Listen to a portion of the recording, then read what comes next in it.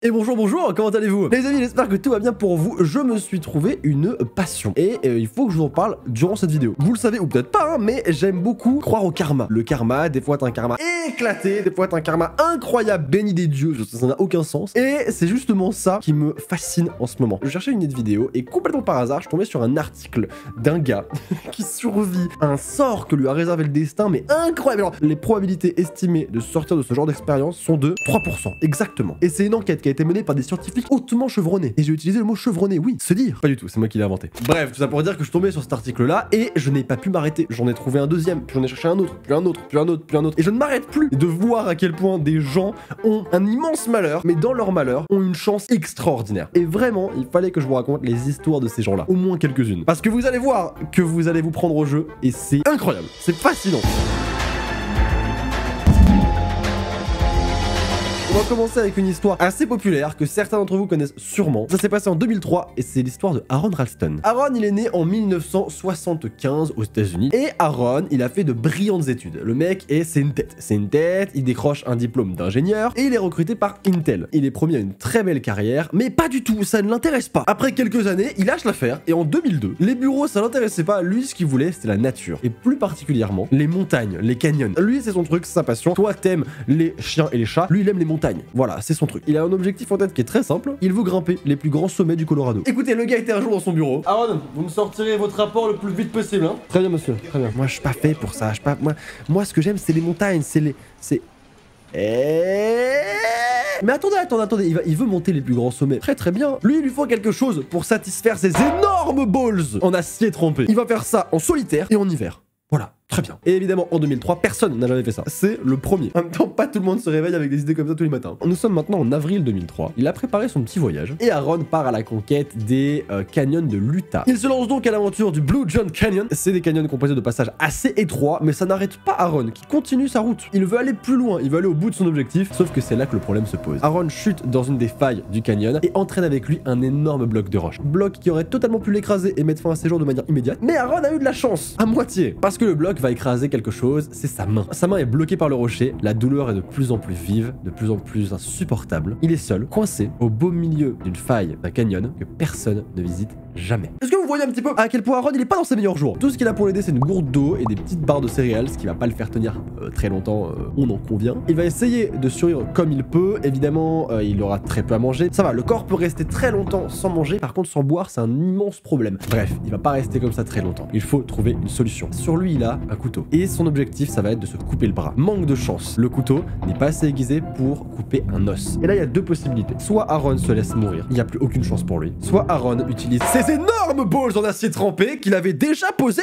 et qu'il récupère. Il va se casser les os du bras en faisant levier avec le rocher et découper le reste avec son couteau. C'est simple. Il souffre énormément pendant plus d'1 heure. Est-ce que vous imaginez à quel point c'est horrible? Mais après 1 heure de torture, il est libre. Sauf que c'est pas fini. Il remonte, mais il est au milieu du désert. Donc il va marcher pendant 5 heures en perdant énormément de sang et tomber par hasard sur des randonneurs qui vont pouvoir appeler des secours et lui sauver la vie. Parce qu'en fait, il allait perdre la vie, même plus à cause de son problème principal, mais parce qu'il du coup il perdait trop de sang. Ça aurait été bête de décéder à ce moment-là. Bref, il est hospitalisé et tout se termine bien. Et il y a même un film qui est sorti, oui je pense que vous l'avez compris. Il y a un film qui est sorti qui s'appelle 127 heures. Ça a été du coup la durée qu'il a passé dans cette faille de canyon. C'est la première histoire, elle est assez populaire, je pense que beaucoup de vous la connaissent. Moi-même j'en avais entendu parler très rapidement, mais j'avais pas un petit peu eu les détails, comment tout ça s'était passé, qui il était, etc. Et c'est super intéressant. Et on passe directement à la deuxième histoire.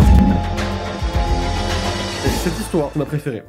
Extraordinaire. Ça se passe en 2013, 10 ans après. Il est dit que tous les 10 ans, un humain est l'élu des dieux et il peut sortir d'une situation extraordinaire. Cette histoire, c'est l'histoire du marin nigérien Harrison Ojegba Oken. Harrison, il était cuisinier à bord d'un navire remorqueur qui malheureusement, le 26 mai 2013, a fait un naufrage au large du Nigeria. Du coup, à partir de là, les 12 personnes qui composent l'équipage du Jascon 4, y compris Harrison, sont portées disparues. Une grande opération de sauvetage est lancée pour retrouver ce fameux bateau qui a disparu et qu'on retrouve 3 jours après à 30 mètres de profondeur. Les plongeurs ne s'attendent à trouver qu'une seule chose, 12 personnes qui ont perdu la vie. En même temps, très peu de chances de s'en sortir quand même. Les sauveurs prennent donc la décision de plonger et d'aller examiner le Jascon 4. Comme je vous ai dit, ils s'attendent absolument à rien. Et c'est là qu'au bout de quelques minutes de fouille, une main bouge. Et c'est filmé. On a Ceiling, yeah? Okay.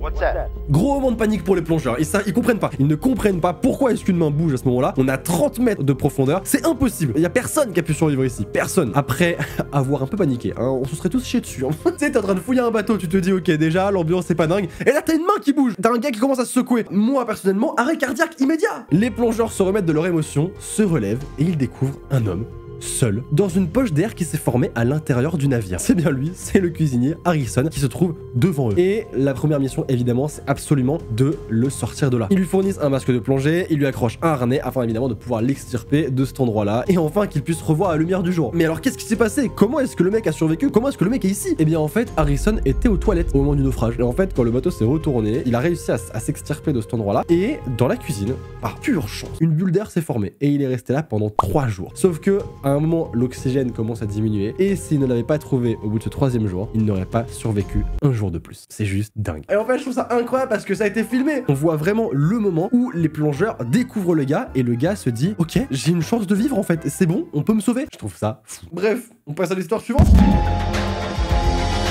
Cette fois-ci, on part en 2006, en décembre plus particulièrement. On va suivre Michael Holmes qui lui habite en Nouvelle-Zélande. Il est moniteur de parachutisme depuis 25 ans maintenant et il a 7000 sauts à son actif. Donc c'est pas un amateur, le gars sait ce qu'il fait. Sauf que vous vous en doutez, un jour, ça ne s'est pas passé comme prévu. Et c'était un jour exactement comme les autres. C'était d'ailleurs son 3e saut de la journée. Les 2 premiers s'étaient passés exactement comme d'habitude, aucun problème à signaler. Comme tous les matins, il vérifie son équipement pour voir qu'il n'y a aucun problème et à chaque nouveau saut, il revérifie son équipement pour voir que tout va bien. Et il a raison, parce que moi je le vérifierais 5 fois l'équipement. Mais comme d'habitude, rien à signaler, il l'enfile et il monte à bord de l'avion. L'avion monte de plus en plus jusqu'à atteindre la hauteur souhaitée, c'est 4500 mètres. Ce jour-là, il saute avec 2 personnes en tandem et il vole autour d'eux pour prendre différents plans. Comme beaucoup de moniteurs, il les filme pour que les personnes aient un joli souvenir du saut en parachute.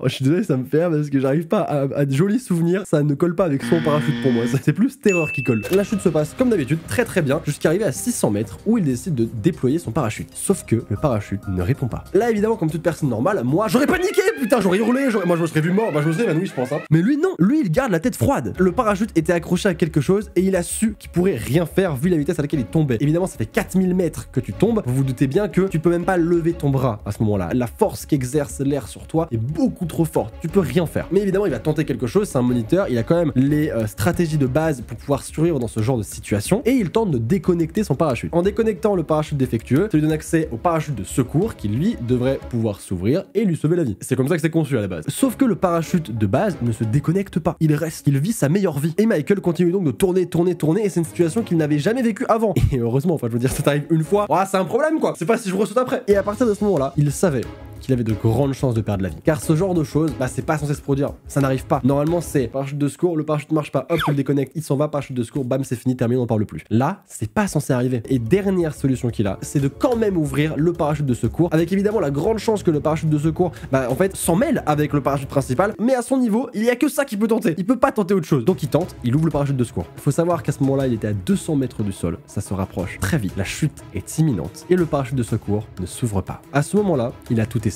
et il se dit qu'une seule chose, tu as fait tout ce que tu pouvais, mais c'est comme ça que tu vas mourir. Il a pas paniqué, il a juste accepté qu'il avait tout essayé et que ça n'avait pas marché. Quel homme! À ce moment-là, la seule chose qu'il envisage, c'est de laisser un message à quelqu'un, à la caméra qui le fixait lors de la chute. Il n'aura pas le temps et la seule chose qu'il arrive à faire, c'est faire un petit signe de au revoir à la caméra et de se dire très bien, au revoir.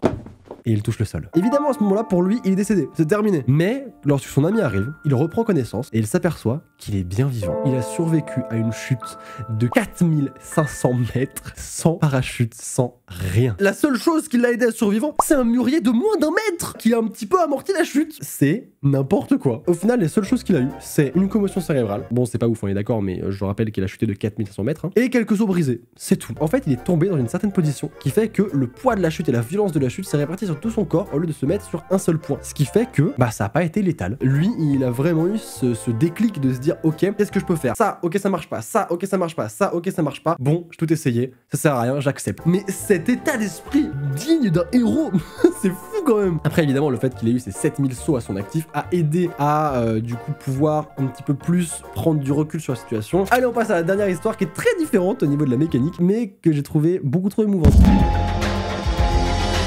C'est l'histoire de Bill Morgan en 1999. Ça se passe en Australie et il a 37 ans lorsqu'il lui arrive cette histoire. En fait, comme je vous l'ai dit, il est chauffeur routier, donc il conduit un énorme camion et il va y avoir un immense accident qui va le plonger instantanément dans le coma. Il est d'ailleurs cliniquement décédé pendant 14 minutes. Et c'est assez ouf parce qu'il va se réveiller et sans aucune séquelle. Et rester cliniquement décédé pendant 14 minutes, c'est dingue qu'il ait pas de séquelles en fait. C'est fou parce que tu peux très bien te réveiller mais ne plus avoir du coup d'apport en oxygène et devenir un légume. Sauf que lui on lui a fait repartir son cœur et il se réveille au bout de 12 jours sans aucun dommage cérébraux ni physiologique. Enfin, c'est assez exceptionnel. Pareil, normalement ça n'arrive pas ça. Et suite à cette expérience, il va changer de métier. Il demande même sa petite amie en mariage. Enfin, c'est très mignon. Il se rend compte de la chance énorme qu'il a eu du coup de survivre à cette expérience. Là c'est bon, il va vivre sa meilleure vie, y a pas de souci. Et en plus dans la foulée, il joue à la loterie. Et à la loterie, il gagne une voiture d'une valeur de 17 000 $. Donc génial, tout le monde est super heureux pour lui. Le mec il passe à ça d'un décès imminent et au final il arrive à survivre et en plus de ça on récompense son épreuve par un gain d'une loterie de 17 000 $. C'est fou. Mais ça ne s'arrête pas là. Évidemment l'histoire de Bill va intéresser énormément de journalistes, énormément la télévision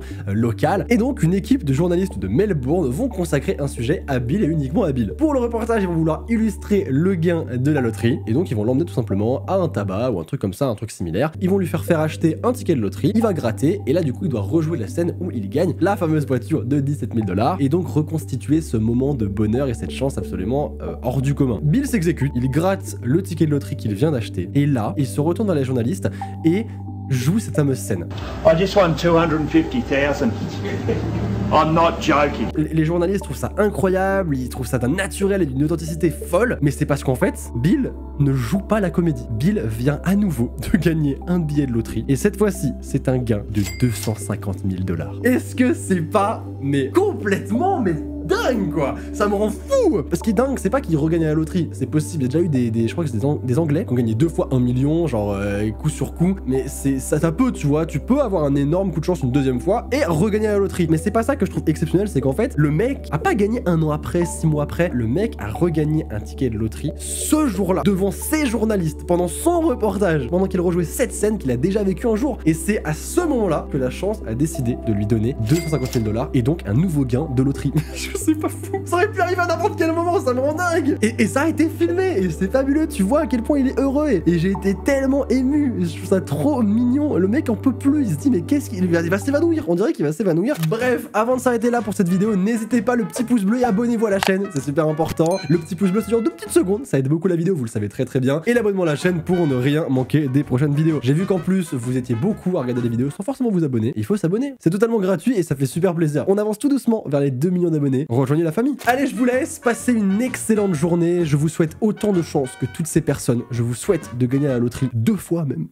Ah, ça me fait plaisir. Je vous fais des gros bisous. Comme d'habitude, n'oubliez pas qu'une journée sans rire est une journée perdue. Alors souriez. C'était Sora. À très bientôt. Au revoir.